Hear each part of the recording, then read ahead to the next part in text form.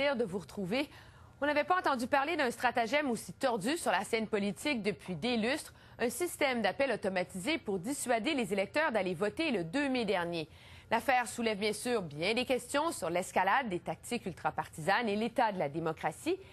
N'empêche, alors qu'elle a donné lieu à des débats survoltés cette semaine, la réalité demeure que le portrait d'ensemble, lui, semble toujours aussi nébuleux.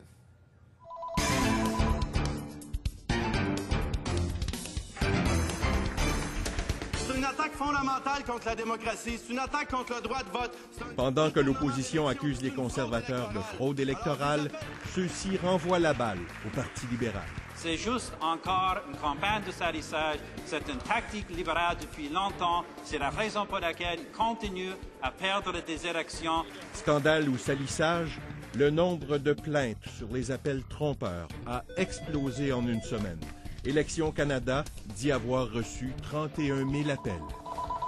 C'est une situation sans précédent dans l'histoire électorale du Canada. Sans précédent, mais toujours aussi difficile à comprendre. Dans la majorité des comtés touchés, les victoires ont été remportées avec de grands écarts, donc on ignore l'effet des appels trompeurs. Et un lien formel avec la campagne conservatrice n'a toujours pas été établi.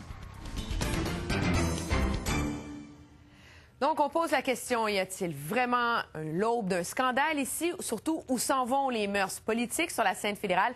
Pour en discuter, je rejoins le député conservateur Robert Gauguin, le néo-démocrate Alexandre Boulris, le dernier mais non le moindre, Denis Coderre. Bonjour à vous trois.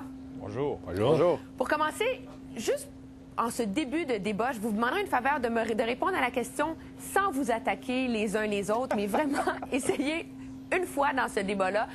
Est-ce que vous avez vraiment l'impression que le ton des échanges, du débat cette semaine aux communes sur cette histoire des appels trompeurs a fait justement avancer le débat et avancer le discours démocratique au pays? Monsieur Gauguin, je commence avec vous. Non, le ton est très envenimé. Évidemment, ça n'apporte rien à la discussion. Évidemment, la question de fraude électorale, c'est une affaire qui est très, très sérieuse. Évidemment, le Parti conservateur prend ça très au sérieux. On sait qu'il y a une enquête qui se mène à Guelph et on va complètement participer. On a remis tous les documents pertinents que l'on a trouvés. Évidemment, c'est l'autorité compétente auquel il faut remettre les documents lorsqu'on fait une enquête. Monsieur Boulris, vous, est-ce que vous avez vraiment l'impression que le ton des accusations de l'opposition ont fait avancer le débat cette semaine? Bien, je pense que c'était un ton qui était parfois nécessaire, vu les réponses qu'on avait également, mais vu la gravité des accusations, des allégations qui sont en question dans cette histoire-là, où c'est le droit de vote fondamental des gens qui a été remis en cause par des appels trompeurs pour les envoyer à des endroits où leur bureau de vote n'avait pas été déplacé. Alors, il y avait eu des mensonges qui ont été faits, il y a des centaines d'appels qui ont été faits dans des dizaines de comtés. C'est quelque chose de potentiellement illégal et criminel. Ça touche un droit fondamental des gens. Alors, c'était assez sérieux pour poser des questions de manière sérieuse, effectivement. Monsieur Coderre? Écoutez, je pense que ce n'est pas une question de ton, c'est une question de fait. Il y a des choses qui sont inacceptables. Vous vous souvenez, bon, l'affaire Wikileaks, c'est inacceptable de faire des appels pour bloquer dans un comté de ma collègue Lise Saint-Denis, c'est inacceptable. Mais là, ce qui est encore plus grave, c'est qu'on parle de fraude électorale. Là, on parle carrément de possibilité d'usurper la démocratie. Et en ce sens, c'est clair qu'il y a un ton qui est acrimonieux parce que ou bien on n'est pas satisfait des réponses, ou bien on est impatient, ou il y a une frustration qui est mutuelle. Mais je pense qu'il faut garder le cap, il faut focuser beaucoup plus sur les faits comme tels que sur le ton. Monsieur Gauguin, je veux vous demander la contre-attaque, si on veut, du premier ministre de votre parti tout au long de la semaine. Ça a été de dire, oui, on collabore dans Guelph. Pour le reste, c'est du salissage, c'est des mauvais perdants. Contre-attaque. Est-ce que c'est pas un peu simple dans la mesure où c'est comme un stratagème assez complexe? L'enquêteur d'Élections Canada voit un lien avec votre parti. Il y a des plaintes partout au pays. Est-ce qu'on peut vraiment limiter ça à un comté, là, maintenant? Écoutez, s'il y a des preuves, c'est des preuves qui sont tout à fait circonstancielles. Lors de l'élection, il y a eu des plaintes. Je pense qu'il y en a eu 119 qui ont été enquêtées par l'Élection Canada. On a trouvé que ça n'a eu aucun résultat, aucun effet sur le résultat de l'élection. Puis, chose curieuse, dans le comté de Guelph, c'est les libéraux qui ont gagné. Il y a même des allégations qui veulent que finalement, il y avait des robots appels dans la circonscription, dans le comté du premier ministre et dans le comté du ministre Nicholson. c'est des endroits où on a gagné par des fortes majorités. On ne se livre jamais assez de tromper les gens avec des messages qui sont faux. Évidemment, on a communiqué avec nos partisans pour qu'ils aillent voter. Il y a en effet près d'1 million de personnes qui ont voté plus cette fois ici. On n'est pas content du résultat. Et puis maintenant, 9 mois après l'élection, on fait toutes sortes d'allégations non soutenues, non prouvées sous le couvert du privilège parlementaire. Oui, mais est-ce que c'est vraiment digne d'un premier ministre de se lever et d'accuser tout simplement ses adversaires d'être des mauvais perdants quand, finalement, les députés, ils les reçoivent, les plaintes? Je ne dis pas qu'il y a des preuves, mais les allégations, elles sont là. Et au-delà du débat partisan, elles sont importantes pour la démocratie. Il y a certainement des allégations, mais on est presque rendu au niveau de journal tabloïd. Franchement, s'il y a des preuves, qu'on remette les preuves aux autorités compétentes, qu'on participe à une enquête qui est adéquate et puis qu'on en revienne au fond. S'il y a quelqu'un qui a brimé la loi, il faudrait qu'il soit poursuivi à la pleine ampleur de la loi. Mais je vous assure que le Parti national n'a pas participé dans une messagerie fausse pour tromper les gens. Bien, ça, une enquête va le prouver, Mme Latraverse, parce que dans le fond, on parle pas juste du comté de Guelph. Là. Maintenant, on parle d'un centre d'appel à Thunder Bay. On parle du fameux Pierre Poutine, puis comme on dit par chez nous, j'ai reviré de saut parce que moi, je viens de Joliette, puis il n'y a pas de rue séparatiste. J'ai trouvé ça insultant, un peu comme l'opposition officielle l'a dit. Mais c'est beaucoup plus profond que ça, là. Vous avez des comtés qui ont perdu par très peu et il semble y en avoir des problèmes. Et déjà, avec une première enquête, on se rend compte avec des documents de cours qu'il y a intérêt à aller beaucoup plus en profondeur. C'est pas parce que c'est arrivé il y a 9 mois qu'il n'y a rien qui s'est passé. Alors, il n'y a pas de fumée sans feu. On a vu un gouvernement changer de position à chaque jour puis tenter de faire diversion par la suite. Je pense que ça prend justement une enquête très approfondie puis donner les outils puis les moyens tant au niveau d'Élections Canada que la GRC, parce que là, on parle d'usurper la démocratie. C'est un vol de démocratie, là. Donc, les allégations sont sérieuses. Il n'y a pas de fumée sans feu, là.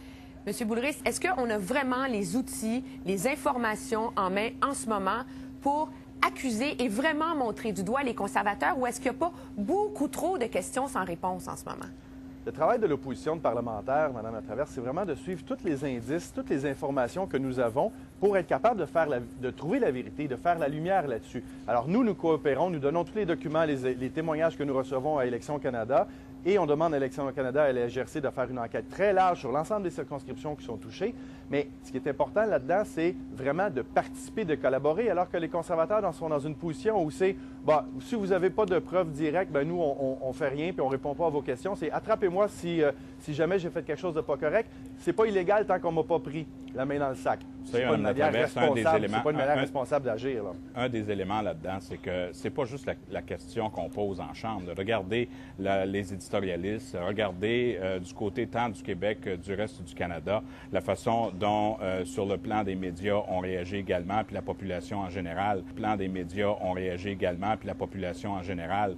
Il y a quelque chose. Là, faut pas banaliser. Puis je comprends un gouvernement qui va essayer de jouer le mur et faire diversion. Est-ce qu'on a les faits pour vraiment, en ce moment, accuser et blâmer les conservateurs?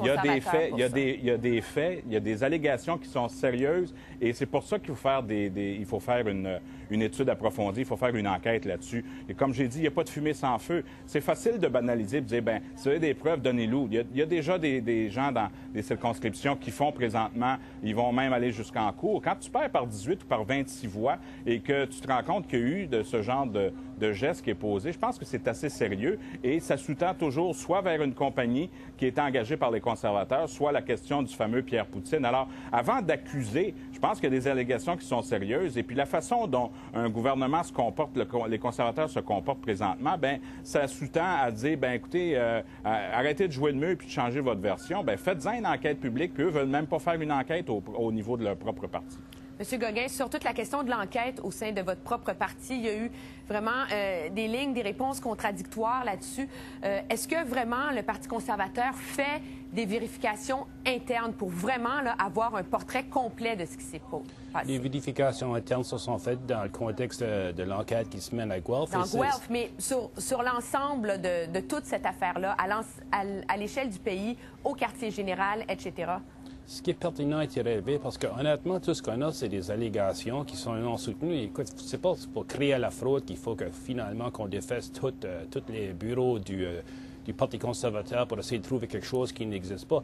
Et je reviens sur la question d'INO parce que je savais très bien que M. Boulris en a parlé.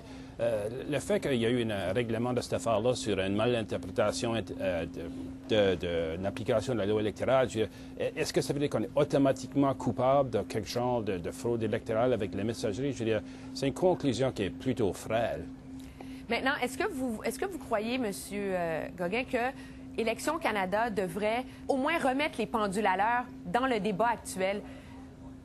Écoutez, Élections Canada se sert d'enquêteurs qui ont beaucoup d'expérience. Il y a beaucoup de gens qui étaient des anciens membres de la GRC et on sait très bien que les enquêteurs ne vont jamais commenter sur une investigation parce que ça risque de troubler l'enquête et peut-être de les faire une fausse route. Alors, ça reste à Élections Canada de mener l'enquête comme ils sont bons. On sait que dans l'affaire des In-N-Out, ils sont venus à une conclusion. Ils ont le financement, ils ont le personnel pour faire l'enquête, ils ont le temps de le faire. Ils vont dépister ce qu'ils ont trouvé. Alors qu'on remette toute preuve, toute allégation aux compétences appropriées. Madame Latraverse, M. Gauguin, les conservateurs sont en complète contradiction quand il vient de faire des affirmations comme ça. En comité parlementaire, le directeur d'Élections Canada a été demandé des pouvoirs accrus d'enquête pour vérifier les factures, vérifier les contrats, vérifier les comptes des campagnes locales, des campagnes centrales. Il a demandé davantage de pouvoirs d'investigation.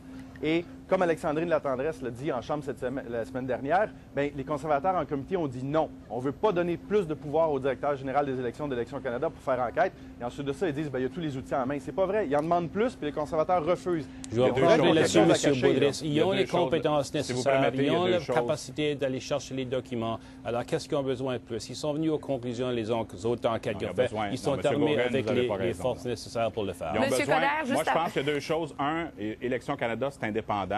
On ne commencera pas à jouer là-dedans. Mais deux, oui, ils ont besoin d'outils supplémentaires. Et je pense que là, étant donné que les allégations sont extrêmement sérieuses, puis il faut écouter un gars comme Jean-Pierre Kingsley, là, qui est une sommité en cette matière-là, puis l'ex-président, le directeur, le responsable d'Élections Canada, qui est très clair.